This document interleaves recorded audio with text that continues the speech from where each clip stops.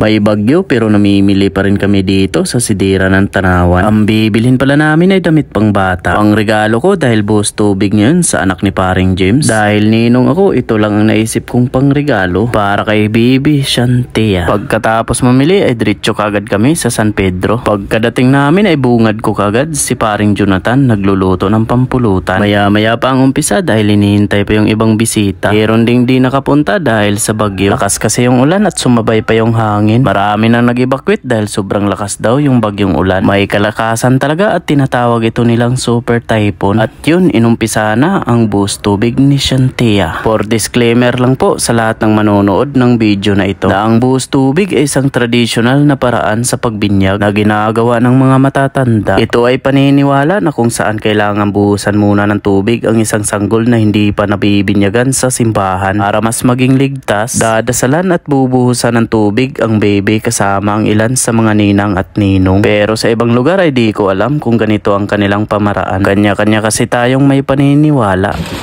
Kuko pa lang ni ninang, oh. Social na.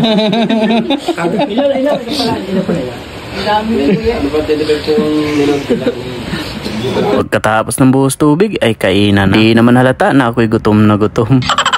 Wala pa kasi kaming agahan dahil maagap kaming pumunta sa bayan. May check up kasi ang buntis, buti na lang maagap na tapos. Dahil kauna-unahan kaming pasyente, buti na lang maagap kami, kung hindi, di namin mabutan itong buhos tubig. Pagkatapos kumain ay magbabalik na ako. Kumpare ko na lahat itong nakainuman ko ngayon. Kuntian lang ang tagay ko ngayon dahil ako'y magmamaniho pa pauwi. Doble na ang pag-iingat ko ngayon dahil 3 na kami. At syempre kung may inuman, di mawawala ang kantahan.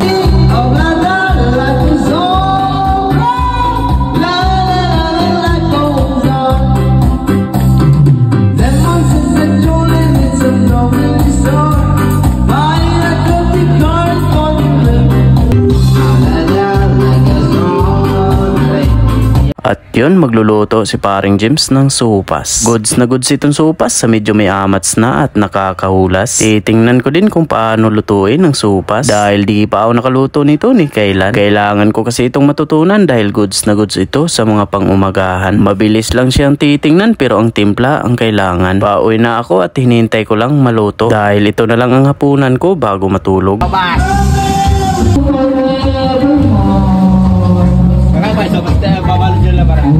Buti na lang at pag uwi namin ay kalma pa yung panahon dahil gabi pa daw dadaan yung bagyo. At yun lang.